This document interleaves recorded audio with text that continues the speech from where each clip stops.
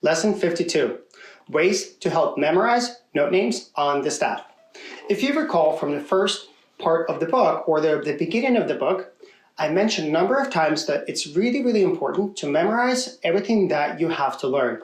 What are the notes? What are the fingers for your songs? So you can look at your hands while you play and get more information about what's happening and how you're doing. The same is true for reading music. Right? Even though this is a lot of, visually, it's a lot of new information, the staff, space, lines, there's clefs, there's rests, there's all kinds of stuff, there's how the notes look, but you have to memorize it so that you can easily read notes, figure out what note it is, how to play it, and be able to play it easily on the violin. It's a lot of new information that just takes a little bit of practice, but one of the best ways to do is to memorize where the spaces and what the lines are and come up with little acronyms and easy ways for us to remember. You've probably heard from beginning of music classes that every good boy does fine. We have a few different ones that I'm going to share with you. So again, if we recall that the musical staff is 5 lines, and between those 5 lines there are 4 spaces, and we can go below, we can go above the staff with help of ledger lines, which are basically just short staff lines that go above and below to help us play higher and lower notes. So if we think about the treble clef, so again, the violin only reads the treble clef. FYI, cello has to learn to read 3 clefs. They have to do bass clef, tenor clef, and treble clef, and the bass as well. So violin would only use the treble clef. And if we think about the spaces, the easiest and the one that I like the most is spaces spell faces. So if we look at the staff and we have the four spaces, F-A-C-E, right? It spells face, but you can say spaces spell faces, even though we just cut the S at the end, right? So space, spaces and face, right? Space, face, kind of rhymes, excuse me. And the lines are E, G, B, D, F. You've heard every good boy does fine. We could do every girl buys designer fashion. We could do every good bulldog does fetch. And my favorite one, every good burger deserves fries, and as well as evil gummy bears die first. So I apologize, my favorite one is evil gummy bears die first. So E, G, B, D, F, evil gummy bears die first. And you can think of this as lines spell crimes. Evil gummy bears die first, right? Or you could do every good boy does fine, every girl buys designer fashion. It doesn't really matter. As long as you can look at the notes and look at the staff in treble clef, make sure you're reading treble clef. If you get piano music and you're looking at the bass clef, the spacings are different.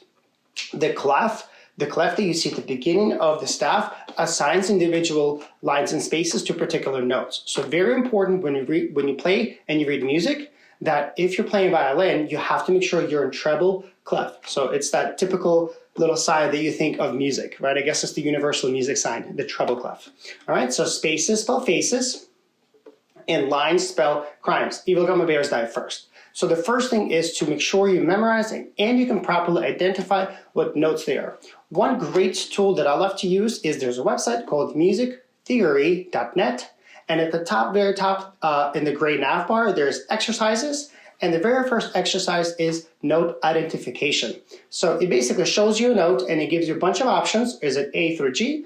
And if you click on the letter or the note, if you're wrong, it tells you that you're wrong. If you're right, it gives you green and it plays sound for you. So try to memorize and get really good at identifying what notes you see. Now, there's a lot of rules for how we read music on the staff, right? So a lot of the notes, or most of the notes, will always have stems. The only note duration that does not have a stem on the side is a whole note. And although we do play whole notes quite often, most of the time we play quarters and half notes and eighth notes, which all have stems. And to read notes easier, everything points to the middle of the staff. So if we had notes that go up and down and the stems point randomly, that would be very confusing visually. To help and make it easier for us to read the notes, because most notes have stems, the stems always point to the center of the staff. So if a note is below the 3rd line, remember we have 5 lines and the 3rd line is the middle. So if notes are below the 3rd line, the stems always point up, right? Low notes, stems up so that they point to the center. And if notes are above the third line, they're up high, the stems will point down. So think of it this way. Put the violin down. If this is our staff, notes down low will point up, notes up high will point down. So the stems go always towards the center. And the crossover point is the third line, your stem can either go up or go down. There's no exact rule here, but basically if all of your notes, the stems go up and you're on the B, to keep it consistent, you would typically put the stem going up. If you have a lot of high notes and you have one note on B, you would then keep the stem pointing down so that it matches the rest of it. And if you have a stem that's connected to notes above or below, you kind of just go with whatever the direction most of the notes should go up or down. So that is how the staff works, and some tricks to help you identify the stem direction, what notes they are, as well as memorize what the notes are. Thank you for watching, and see you in the next video.